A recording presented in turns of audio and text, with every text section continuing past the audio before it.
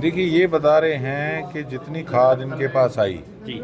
बेशक वो सेंटरों के अंदर गई हैफेड के थ्रू, बेशक वो डिस्ट्रीब्यूटर जितने बैठे हैं उन तक पहुंची है।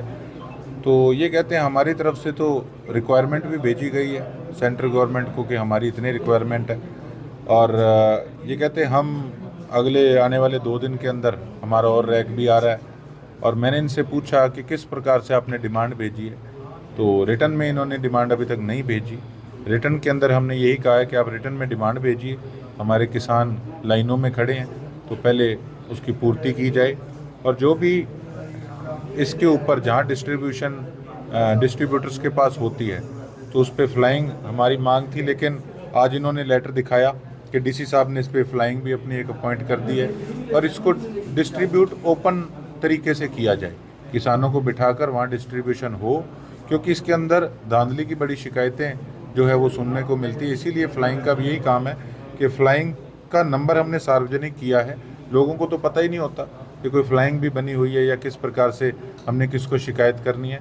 तो फ़्लाइंग का नंबर भी हमने इस पर ओपनली सार्वजनिक तौर पे सबको दिखाया। आप इसकी अलग से एक फ़ोटो क्लिक करके लगाइएगा कि जिस जिस एरिया के अंदर आपको लगता है ब्लैक हो रही है, कोई दिक्कत आ रही है, तो आप इनको कॉल कर सकते हैं। और देखिए, खासकर जो मेरे सिरसा विधानसभा, वैसे मेरे लिए सभी बराबर हैं, लेकिन खासकर देखो जिस एरिया की मुझे नॉलेज है, जहाँ पर हमारे खुद के किसान भाई हमसे जुड़े हुए हैं, वो मैंने चिन्हित किए हमारे गांव। तो वहाँ पर ये जैसे आईडी प्रूफ लेते हैं कि किस किसान को हमने कितने बैग दिए हैं, तो वो हमने इनसे डिटेल मांगी है कि कितनी वहाँ पर खाद के बैग पहुँचे, कितनी एमटी पहुँची और कितनी वहाँ डिस्ट्रीब्यूट हुई, सही ढंग से डिस्ट्रीब्यूट हुई, किसानों तक पहुँची भी है या उसके अंदर कोई धांधली हुई है। इसको हम ग्राउंड पे बात करके किसानों से इसको रीचेक कराएंगे।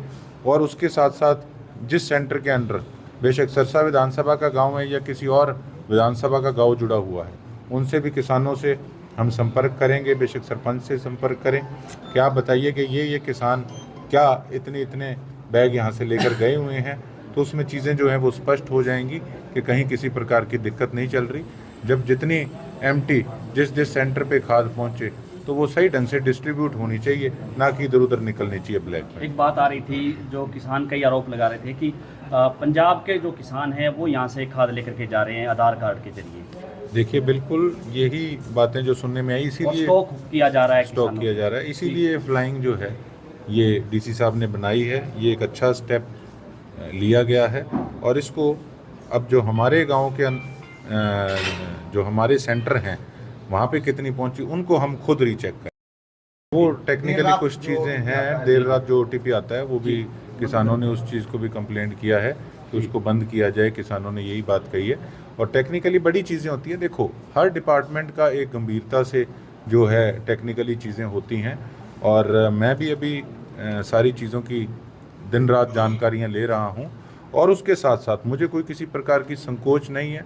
हमारे साथ एडवोकेट से लेके सीए से लेके टेक्निकली जो कोई रिटायर्ड उसी महकमे के ऑफिसर्स हैं जो हमारे ट्रस्टवर्दी हैं, उनसे लेकर और उसके साथ साथ जो धरातल पर हमारे लोग जुड़े हुए हैं उनको हम साथ लेकर सारी चीज़ें आने वाले समय के अंदर भी ऑफिसर्स को लोगों के बीच में बिठाकर उन चीज़ों को डिटेल लेंगे। उस पर जो भी हम स्टेप्स उठा सकते हैं उनको क्लैरिफाई करने के लिए हम वो उठाएंगे। और जिस प्रकार से भी आईपीसी सेक्शन 21 के अंडर ये जो भी पब्लिक सर्वेंट हैं उनकी ड्यूटी बनती है कि वो लोगों का काम करें, उनको सेटिस्फाई करें। और अगर किसी प्रकार की कोई प्रॉब्लम वहाँ पर दिखती है या कोई उनकी गलती दिखती है तो उसकी लोकायुक्त के अंदर मैं चाहता हूँ कि सारी चीज़ें सार्वजनिक होनी चाहिए।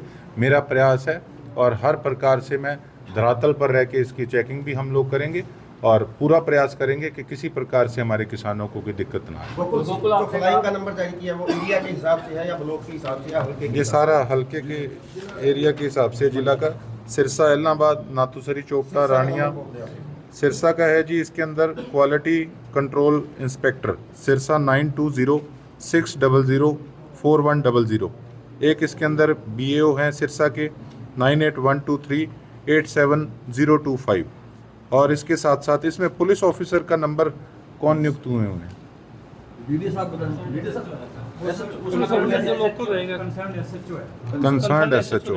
तो कंसर्न्ड एसएचओ जो अपने सिरसा का है, ये कौन सा पड़ेगा? डबल ये डिंग का पड़ेगा, चोपटा का पड़ेगा, या कौन सा पड़ेगा?